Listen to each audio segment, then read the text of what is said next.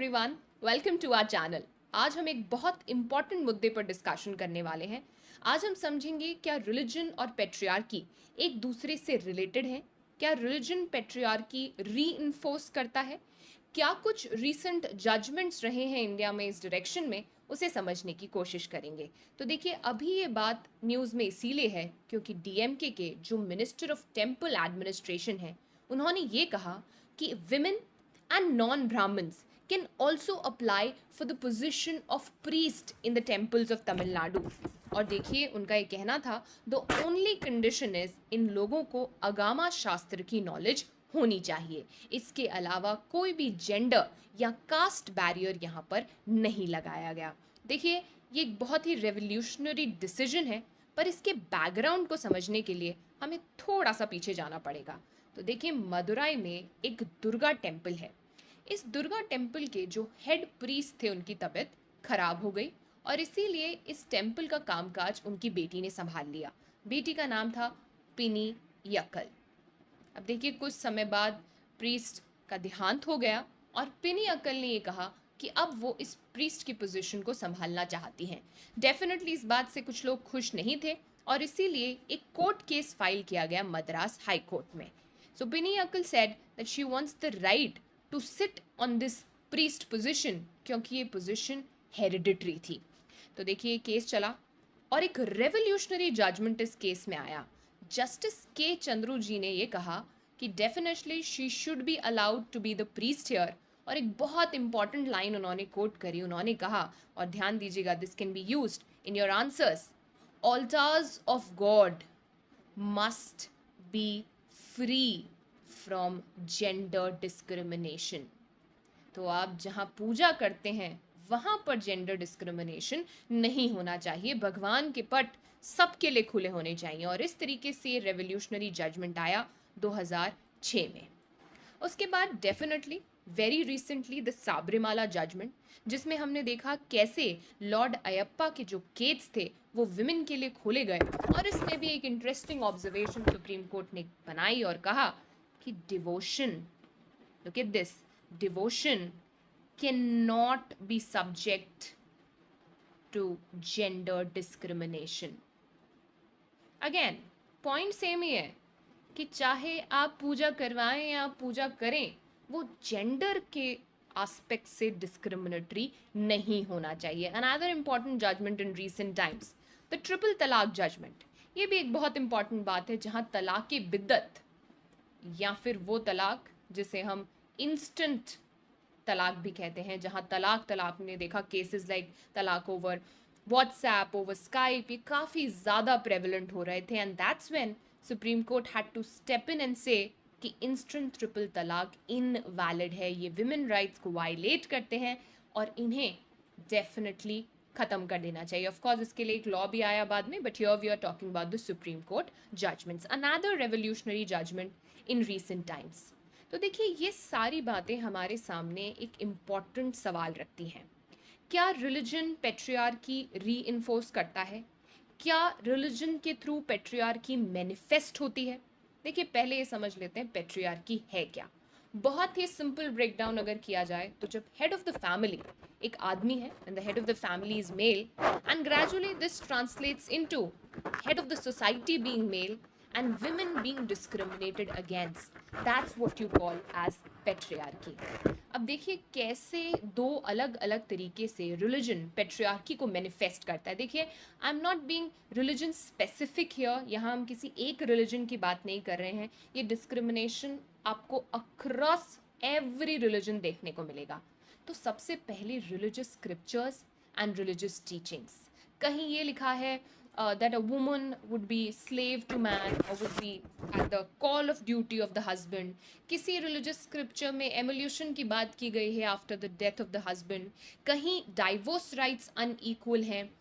Everywhere you would see that the teachings do create gender discrimination. देखिए, यहाँ समझने वाली बात ये है कि जो इंटरप्रेटर है, यानी जो रिलीजियस टेक्स्ट का इंटरप्रिटेशन कर रहा है, और जो ट्रांसमिटर है, यानी वो मैसेज फैला रहा है, most of the times this is a man, और जो रिसीवर है वो एक वुमन है।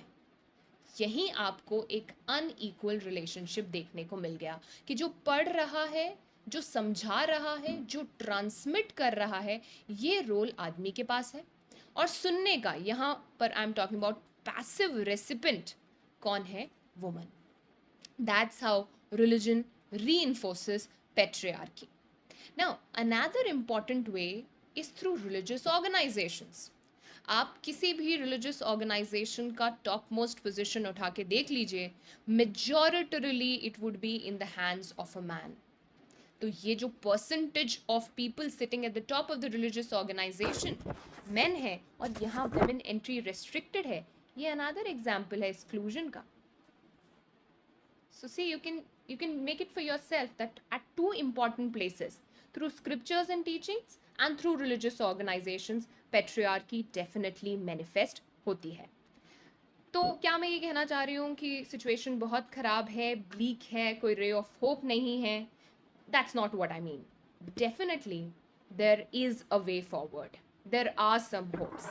देखिए, सबसे पहले मैं यहाँ पर एक बात हाईलाइट करना चाहूँगी. Most of the times we don't understand the true essence of any religion. I am not talking about any religion in specific, but every religion in general. हम ज़्यादातर उसका ट्रू एसेंस समझ ही नहीं पाते. देखिए, अभी तक जितने भी डिस्कॉर्सेस हमारे पास हैं, उसमें फेमिनिस्ट डिस्कॉर्सेस वैसे भी बहुत लिमिटेड हैं. क्या आपको कभी ये बताया गया कि ऋग्वेदा के चैप्टर 10 में ये लिखा है that behind the creation of the universe एक फेमिनाइन एनर्जी है? क्या कभी इस बात को हाईलाइट किया गया कि प्रॉफिट मोहम्मद की वाइफ बीवी खदीजा एक बहुत अच्छी बिजनेस वुमन थी? She was strong, she was assertive, वो पार्टिसिपेट करती थी एवरी स्फीयर ऑफ लाइफ में. क्या आप ये ऑब्जर्व कर रहे हैं that in altars more and more women are participating? क्या मदर मेरी का रोल क्रिश्चियनिटी से हटाया जा सकता है? So what I am trying to say here is, ज़्यादातर ऑर्गेनाइज्ड रिलीजन की शुरुआत इस पेट्रियार्कल नोट पर नहीं हुई थी. मोस्ट ऑफ दिस टाइम जो ट्रू असेंस है रिलीजन की, उसे भुला दिया जाता है और उसे उसी तरीके से प्रेजेंट किया जाता है जो आपके कंफर्ट जोन में है. Remember the point where I said who is interpreting it and who is transmitting it. Now what I am trying to highlight here is, और ज़्यादा फेमिनिस्ट डिस्कॉर्सेस सामने आए, फेमिनिस्ट अंडरस्टैंडिंग सामने. And when I say feminist understanding, मेरा मतलब ये नहीं है कि सिर्फ औरतें इसे लेकर आएँ. Everybody who is in the religious domain, who is into religious studies should bring in more and more true essence of the religion, religious scriptures. इससे काफ़ी सारी प्रॉब्लम्स वहीं ख़त्म हो जाएंगी. Next of course this would be a big move, that is uniform civil code. मैं बात कर रही हूँ आर्टिकल 44 की, जो कि एक DPSP है, directive principles of state policy. बहुत समय से इसकी बात चल रही है, one law for the entire country, जहां सिविल लॉस को भी एक यूनिफॉर्म बैनर के अंडर लेकर आया जाएगा. इससे भी कई सारी प्रॉब्लम्स जो जेंडर डिस्क्रिमिनेटरी पर्सनल लॉज हैं, उनको क्योर किया जा सकता है. देखिए, जब तक हम यूनिफॉर्म सिविल कोड पर आते हैं, आर्टिकल 44 रियलिटी होती है, तब तक एक चीज़ और की जा सकती है, that is codifying personal laws. Now, what do I mean by personal laws? By personal laws, I mean inheritance, divorce, marriage, property, succession. इसके भी कई ऐसे लॉज हैं जो कोडिफाइड नहीं हैं. तो देखिए, किया क्या जा सकता है, इनका कोडिफिकेशन किया जाए, इन्हें टेस्ट किया जाए on the test of fundamental rights, constitutional provisions, और अगर ये इसके टेस्ट पर खड़े नहीं उतरते हैं, सो दे शुड बी डिस्कार्डेड. देखिए, इससे होगा क्या, जो स्टीरियोटिपिकल पर्सनल लॉज हैं, जो फंडामेंटल राइट्स के तुलना में गलत साबित होते हैं या कॉन्स्टिट्यूशनल प्रोविजंस को वायलेट करते हैं, they would be out of the scene. Another way through which gender discrimination can be tackled. So definitely we don't have to lose hope here. These are 3 important ways in which we can move forward. Now, another important thing जो मैं आपसे discuss करना चाहती हूँ, वो ये है कि क्या हमारे पास कुछ कॉन्स्टिट्यूशनल स्पेसिफिक आर्टिकल्स हैं, क्या कुछ प्रोविजंस हैं जो जेंडर इक्वालिटी की बात करते हैं. ये 4 आर्टिकल बहुत इंपॉर्टेंट हैं, प्लीज़ ध्यान रखिएगा. Article 14 reinforces gender equality. Article 15 clause 1 no discrimination. Again highlights there should not be gender discrimination. Article 16 talks about equality of opportunity. आदमी हो या औरत, you should have equality in terms of getting opportunity. Article 42 talks about maternity relief. Important articles, you can use it. 14, 15, 1, 16, 42. 14 talks about equality before law. 15 clause 1 talks about no discrimination. 16 talks about equality of opportunity. And 42 talks about maternity relief. यहाँ एक और important article है जो आपका homework है, अपने comment box में मुझे बताइएगा. एक और आर्टिकल है जो स्पेसिफिकली विमेन राइट्स की बात करता है हमारे कॉन्स्टिट्यूशन में. I will be waiting for your answers. तो ये एक डिस्कॉर्स था, हमने समझा कैसे रिलीजन और पेट्रियार्की एक दूसरे से रिलेटेड हैं. क्या कुछ वो बातें हैं जो आगे यहाँ से की जा सकती हैं इस गैप को फिल करने के लिए. Now what I want you to do is think about it, brainstorm कीजिए और मुझे अपना ओपिनियन बताइए. Definitely you have to respect community guidelines, और उन्हीं की रिस्पेक्ट करते हुए please generate a discussion and tell me कि और क्या किया जा सकता है ये पेट्रियार्कल जो रिलीजियस माइंडसेट के थ्रू जो पेट्रियार्की रीइंफोर्स होती है उसे कैसे रोका जाए. क्या इसमें स्क्रिप्चर्स की गलती है या हमारे इंटरप्रिटेशंस की? Please let me know. Thank you and have a good day.